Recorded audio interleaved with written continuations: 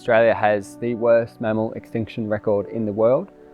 We've been losing about 1 or 2 species every decade since Europeans arrived here. Cats and foxes are invasive species in Australia, and they're a direct threat to approximately 1/3 of the terrestrial mammal species in Australia today. So my project is looking at using artificial refuges or shelters to conserve small mammals in forest that's been affected by fire. And so we're looking at lowering the risk of predation for those mammals by providing them with artificial habitat. The small shelters are designed to mimic small mammals' habitat.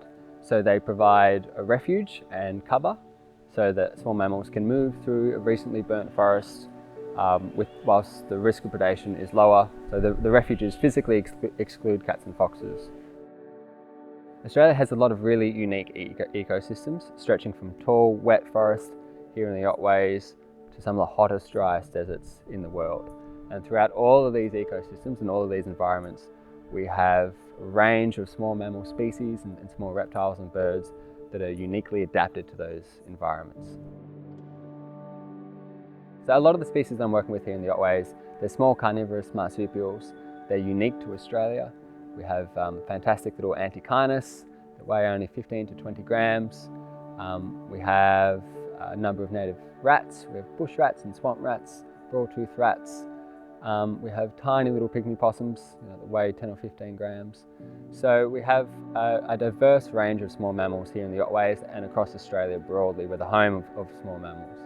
And they all have really important roles in our ecosystem. The effects of climate change on our small mammals is probably going to be quite significant. So in our beautiful forests like this in the Otways, we will see a greater number of extreme fire danger days throughout the year, which means that the window for burning off each year will probably get smaller and smaller and smaller.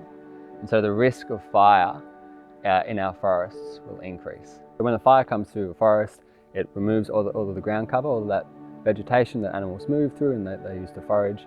It can take quite a long time for the vegetation to recover after a fire, but it depends on a number of factors. The intensity of the fire, the severity and the breadth of the fire, and how long it's been since the previous fire. However, in a larger wildfire, like we've seen in Gippsland and in New South Wales, it can take a lot longer to recover. That means that small mammals, A, they have to survive the fire, and B, if they survive the fire, they're going to be at increased risk of predation by cats and foxes. So the end goal of my PhD project is to determine whether or not these artificial refuges allow small mammal populations to persist in forest that's been affected by fire.